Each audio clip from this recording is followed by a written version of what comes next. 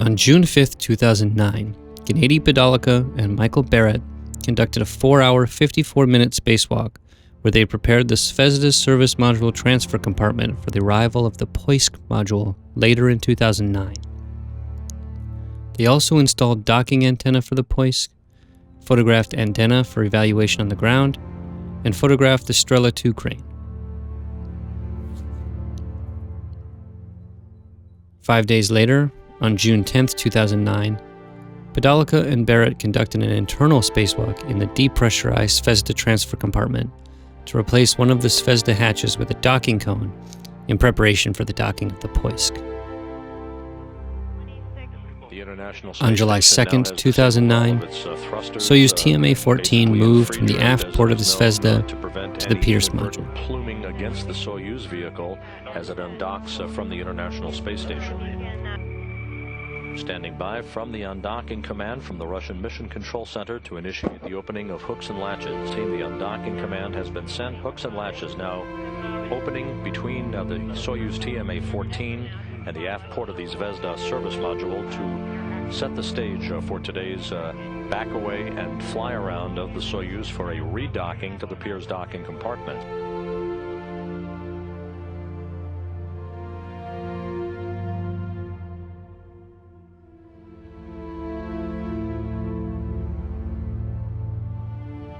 Functions. On July 15, 2009, Space Shuttle Endeavor launched STS-127 to the International Space Station. Water system has been activated, protecting Endeavor and the launch pad from acoustical energy. We're go for main engine start. We have main engine start.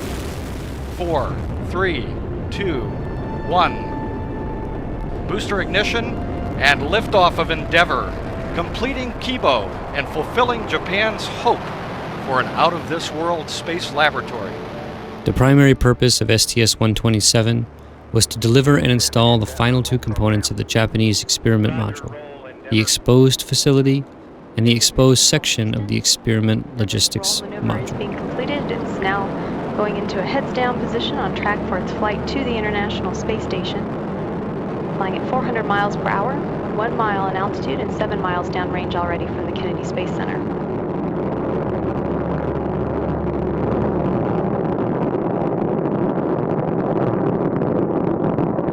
Endeavor's engines were throttling down as the orbiter passes through the area of maximum pressure on the vehicle, now 50 seconds into the flight.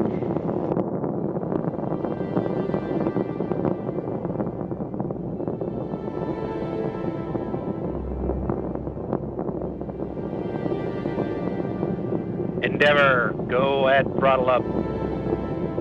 Go at throttle up. The 3 engines on board are throttling back up. Endeavor flying at 1,100 miles per hour, 10 miles in altitude, and 10 miles downrange. At liftoff, the fully fueled shuttle, boosters, and external tank weighed 4.5 million pounds. The total thrust at launch was 6,425,000 pounds. 1 minute 33 seconds into the flight, Endeavor flying at 1,900 miles per hour, 17 miles in altitude, and 16 miles downrange.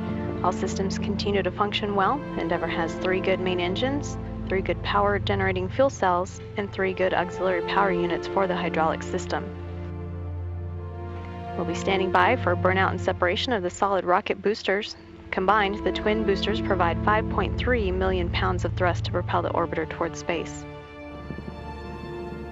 The camera views we have now are just amazing.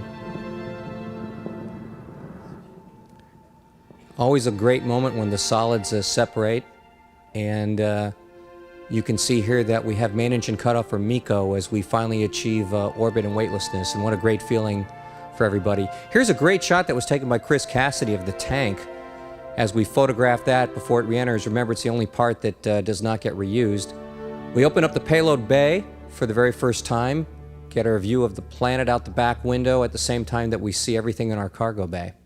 Upon achieving orbit, the crew used the orbital boom sensor system to inspect the shuttle for damage sustained on launch. Here's a wonderful first view of our beautiful Earth.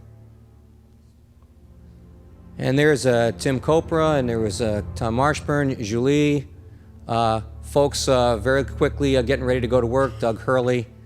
After the standard 2-day rendezvous orbit, Endeavor slowly approached the station.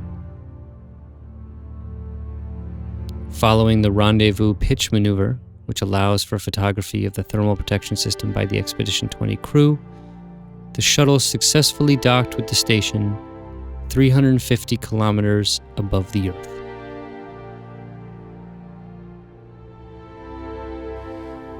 I believe you could tell that this is just slightly sped up, but performed a valuable role for this great photography of our underside to make sure that the team on the ground can determine that our vehicle was in a good condition for entry.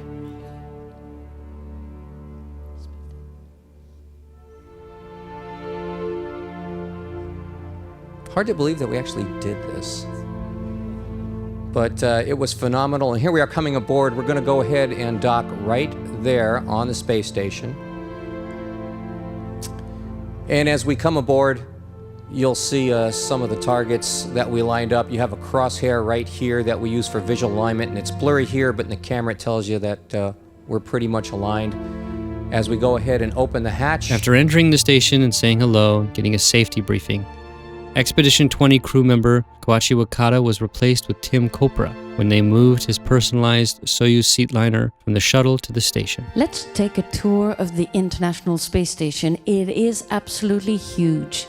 Here's a view from the commander window. We saw the Japanese module, that was the European module. Here's part of NASA's Node 2, and at the very top there, one of the Canadian robotic element.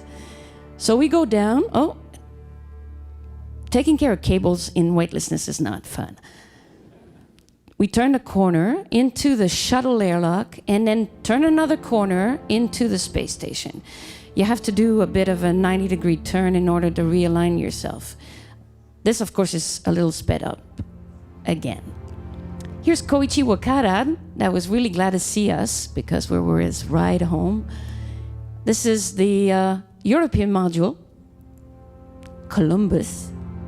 We turn around and we're seeing Bob Thirsk inside the Japanese module with which we worked extensively. And particularly there is a small closet up there and two windows that are absolutely great. Watch. That's what you see. Unbelievable sight. Especially when we had our spacewalkers out there. We could see them like if they were real close. We continue on through the Node 2 and into the main lab, Destiny, the US lab. This is it looks like a closet, but it's actually a sleep station. Each crew member that stays on station for several months has a place to sleep and put their things. Tim Kopra, who came up with us, is already exercising. There's Frank Devine from Belgium. We couldn't help it but to stop and look at the robotics workstation because we were going to spend a lot of time there. Continue on, exiting the lab into Node 1, one of the first modules that was brought in space in 1998. And here's the view of the airlock where our spacewalker were already busy taking care of their equipment. And now we're passing from the US part of the station into the Russian part. This was one of the Soyuz capsule to return to Earth. There's Roman Romanenko, one of the Russian crew member, through the FGB, a Russian cargo module, into another pathway to go to yet another Soyuz capsule. This is the vehicle that some of the station crew members take to return to Earth. There's the commander of station, Gennady Padalka from Russia, where he was doing an experiment, and this is the very tip of station. We'll turn around one last time so that you can see. It's the size of 2 football fields from one end to the other. But we didn't have much time to explore. We had to go to work right away. First thing first, we had to install the exposed facility, which of course was way too long for us to talk about, so we called it the JEF. But really what it is, it's a exposed facility, it's a porch. In order to get it on station, we had to pick it up with one arm, pass it to the other, and then pick it up with the same arm that was used to pick it out of the cargo bay. Quite a complicated robotic ballet, which was devised by our almighty flight controllers and planners on the ground. This is extremely sped up. We don't operate big pieces this fast. So when it was properly aligned, and this was practiced on the ground several times, Doug Hurley and Koichi Wakata aligned it up and installed it, and here it was in its final position. It's still up there. Well, we had to do this kind of handoff of pieces of our cargo bay 3 more times in the mission. So we picked up a piece, we handed it off to the other arm and installed it on station. Here comes the Jelly, which carried 3 Japanese payload that we would then use the Japanese arm, first time we would use it in an operational manner, to pick up those payloads that would be installed on the exposed facility to do science in the vacuum and space for months to come. We had 3 of those payloads, so we had teams. Each payload was done by a different team of robotic operator, and you see them right here, and installed one at a time over the course of 1 day onto the exposed facility. And here's the Jelly empty. It then got picked up yet again by the big arm, given to the shuttle arm, and put back in the cargo bay to come back home with us. The day after docking, astronauts Dave Wolf and Tim Kopra began EVA-1, where they successfully installed the Japanese exposed facility on the Japanese experiment module by means of a complex series of steps involving the robotic arms of both the station and the shuttle. On July 19th, the crew completed the installation of the Integrated Cargo Carrier Vertical Light Deployable, the ICC-VLD, on the port side of the station using both the shuttle and the station robotic arms. The cargo pallet, containing spares and fresh batteries for the station, was lifted out of the shuttle bay by the shuttle arm and handed off to the station's Canadarm2, which then maneuvered it into position. On July 20th, astronauts David Wolf and Thomas Marshburn began EVA-2, where they transferred the spare components brought by the shuttle to the external stowage platform 3. The spares were handled by Wolf riding the station's robotic arm to the P3 truss stowage platform, where he and Marshburn attached them for long-term storage. The purpose of the spares was to provide redundancy to the station in the period following the shuttle's retirement. The spares unloaded include a KU-band space-to-ground antenna, a pump module for the coolant system, and a drive unit for the station's robotic arms mobile transport. On July 22, 2009, Wolf and Christopher Cassidy started EVA-3. As part of preparation for experiment installation on the Japanese external science deck, Cassidy removed the thermal covers off the experiment carrier, while Wolf removed obstructions from the Harmony node to clear the way for the upcoming Japanese automated resupply vehicle. The other tasks for EVA-3 involved moving a replacement of 4 of the 6 batteries in the P6 truss, but it did not go as planned. Each 170-kilogram battery was to be removed and placed in a temporary stowage platform, while the new one was taken from the ICC-VLD and fixed. When 2 new batteries had been installed and 3 old ones removed, the CO2 level in Cassidy's suit showed an upward trend, and though it never exceeded the safety limits, for safety reasons the EVA was called off and both astronauts returned to the station, leaving 1 old battery in a temporary flexible stowage position. The rest of the batteries would be installed in a future EVA, and the rest of the EVAs needed to be replanned. On July 22nd, the 4th spacewalk by Cassidy and Mashburn involved replacement of the final 4 of the 6 batteries on the P6 truss integrated electronics assembly. After berthing the old batteries in the ICC-VLD, the cargo pallet was returned to Endeavor's payload bay by the shuttle's robotic arm.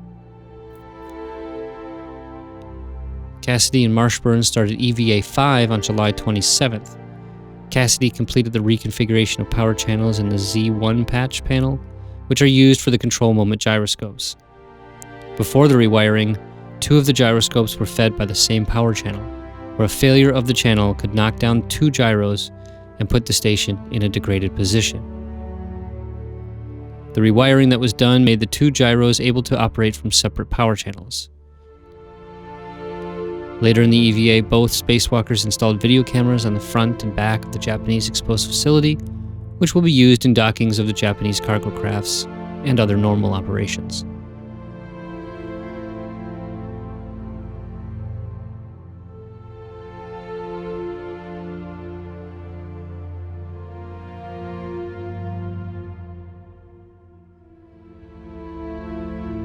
After the crew bid farewell to Endeavor, Endeavor undocked from the ISS on July 28, 2009.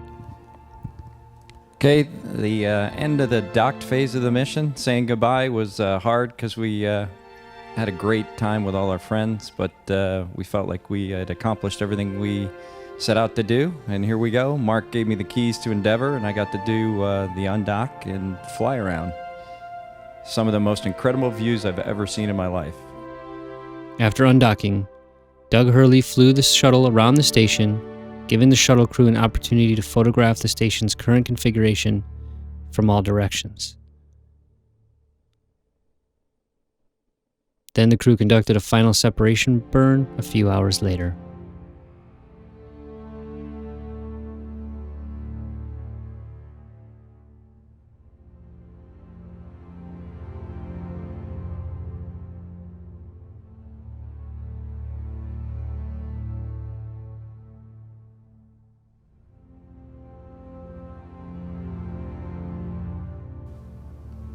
There's a view from Space Station of us doing our fly around. After 2 days in orbit, Endeavour fired its engines for deorbit and landed on runway 15 at the Kennedy Space Center.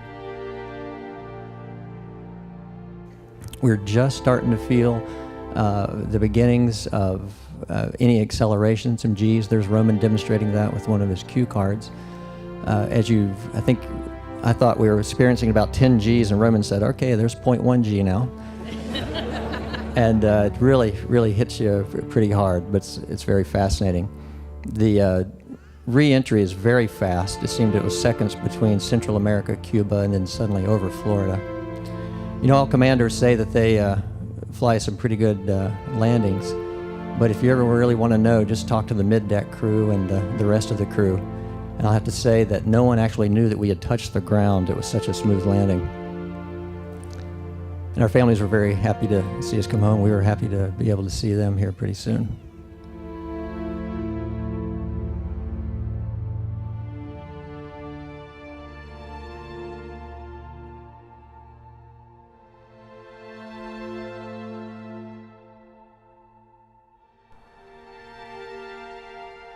While Endeavour was still docked to the station, Progress M67 launched on July 24, 2009 from Site 15 at Baikonur Cosmodrome.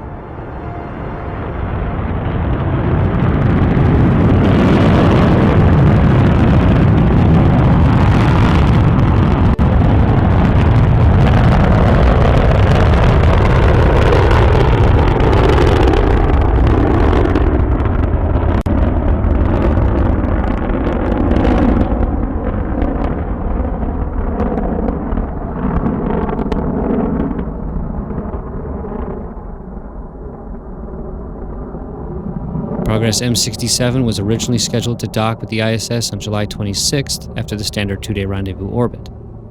Following delays to the launch of the Space Shuttle Endeavor on mission STS-127, it was decided before the launch to extend the free flight period to allow the shuttle to remain docked for its full duration at the ISS. Following Endeavor's departure on July 28th, Progress M67 docked to the aft docking port of the Zvezda module on July 29th. During rendezvous, the Progress approached the station in an incorrect orientation before the automated Pirs system was deactivated, so cosmonaut Gennady Padalka took over using the manual TORU system and docked successfully. A new resupply vehicle, the Japanese HTV, would be the next new vehicle to dock to the International Space Station.